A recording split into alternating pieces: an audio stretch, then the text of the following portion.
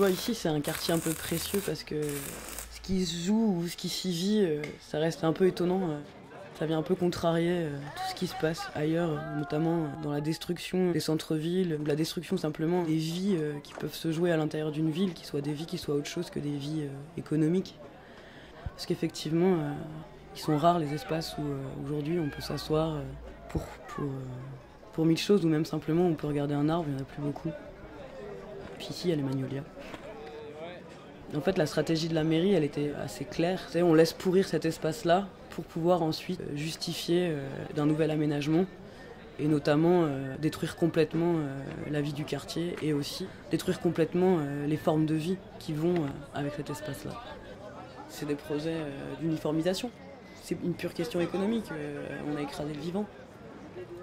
Se méfier, c'était une évidence parce qu'on a vu ce qu'ils avaient fait, enfin, ce qu'ils ont fait plutôt rue de la République. Rue de la République, c'est pareil, c'était une grande rue assez vivante, où il y avait plein d'échoppes un peu étonnantes, une vie assez populaire aussi encore. Avec la hausse des loyers, tout le monde a dégagé et tout le monde est parti beaucoup plus loin. Et en plus, c'est ça le plus drôle, c'est qu'il n'y a plus rien, quoi. Avec que des trucs avec des grandes enseignes. Dire, plus personne n'y va, quoi. Ça n'a même pas marché, leur truc. C'est mort, quoi. Et du coup, on était plein à se dire qu'est-ce qu'on peut faire contre des réaménageurs aujourd'hui, quoi. À des endroits où on a l'impression que tout un tas de luttes urbaines qu'il y a pu y avoir dans plein de métropoles, ça a jamais rien donné, en tout cas pétition et compagnie, ça a jamais rien permis, quoi. Et que en construisant, on puisse rappeler aussi tous les habitants et les habitués à se ressaisir, parce qu'aujourd'hui les espaces publics, c'est à peine s'ils existent encore, il y a plus grand chose qui nous appartient. Et du coup là, l'idée c'était en construisant des tables, qui était un premier geste, une première invitation à ce que d'autres choses puissent se passer.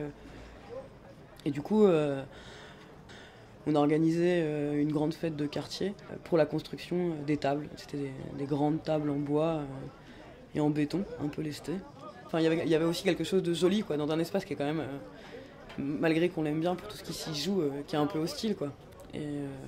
Et là, il s'agissait, en posant les tables, de se rendre compte que ce vide-là, pour nous, il était intéressant parce que finalement, des espaces vides dans lesquels tout n'est pas prépensé, il y en a peu. Ah, donc il y a eu la grande fête de quartier où les tables ont été installées, c'était assez fou, quoi. Tout le monde prenait ça à cœur, quoi. Et ça participait à une histoire nouvelle. Et effectivement, 3 mois après, ils sont venus à 70 flics pour dégager tout le monde, quoi.